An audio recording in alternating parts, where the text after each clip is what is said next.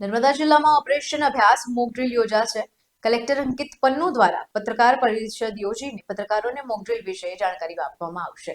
ત્યારે મોક ડ્રીલમાં નાગરિકોને સહયોગ આપવા માટેનો અનુરોધ કરાયો છે. કલેક્ટર પન્નુએ પત્રકાર પરિષદ યોજી હતી. કેન્દ્રીય ગૃહ મંત્રાલયના નિર્દેશ પ્રમાણે નર્મદા જિલ્લામાં સિવિલ ડિફેન્સ મોક ડ્રીલ યોજાશે. જે સંદર્ભે કેવા પ્રકારના સાવચેતીના પગલાં લઈ શકાય છે તેની જાણકારી આપવામાં આવી હતી. પ્રથમ તબક્કામાં સાયરન અને લાઉડ સ્પીકર પર જાહેરાત કરાશે, જ્યારે બીજા તબક્કામાં આપત્તિ અંગે માહિતી, બચાવ કામગીરી અને અંતિમ તબક્કામાં રાહત અને નિયંત્રણની કામગીરી બાબતે સાયરન મારફત સાવચેત કરવામાં આવશે.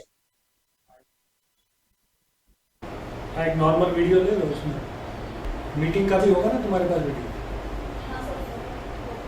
मीटिंग का फोटो अलग अलग है।